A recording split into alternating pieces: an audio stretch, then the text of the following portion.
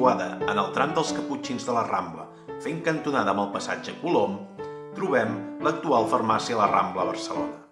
Existeixen diferents documents a finals del segle XIX que ja acrediten l'existència d'una farmàcia en aquest emplaçament.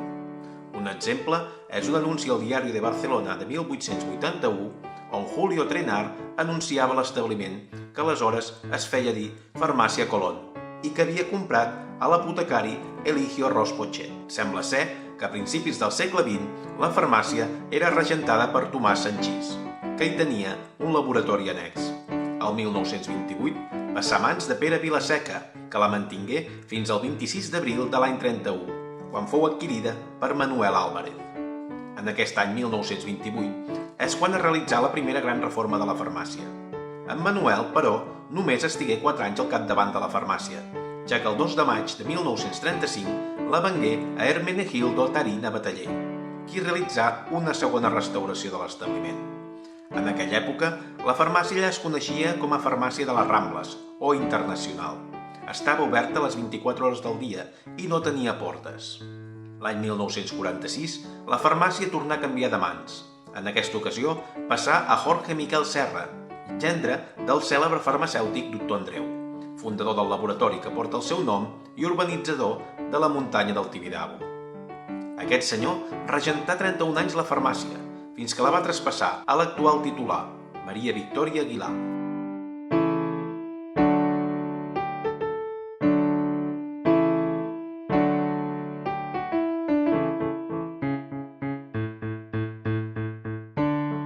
A l'any 1975 vam comprar nosaltres la farmàcia. Per mi la farmàcia ha sigut sempre un servei més que un negoci. La labor professional sempre ha sigut de la màxima qualitat i també la labor assistencial.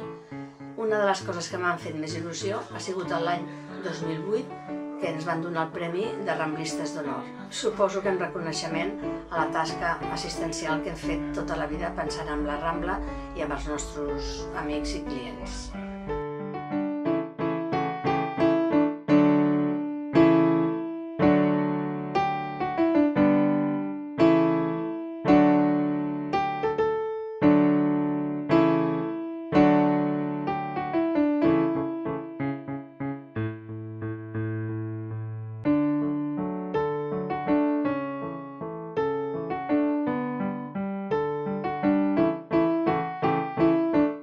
L'any 2007 vam fer la tercera restauració de la farmàcia, conservant pràcticament tot l'antic, simplement donant una mica més de lluminositat al mobiliari. Va sortir una columna que almenys té 200 anys i hi ha un dibuix a la part de dalt dorat que ni s'ha tocat.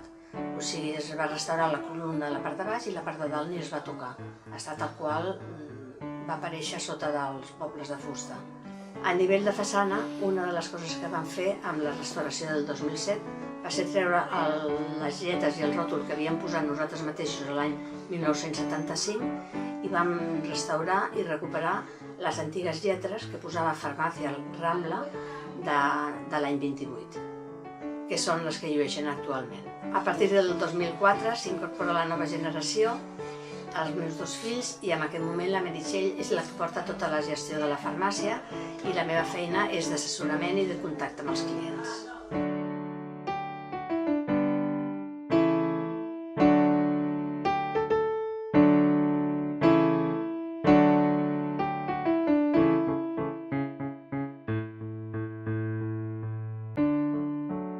En l'any 2004 és quan decideixo venir a la farmàcia a ajudar ma mare i començo a portar tota la gerència de la farmàcia.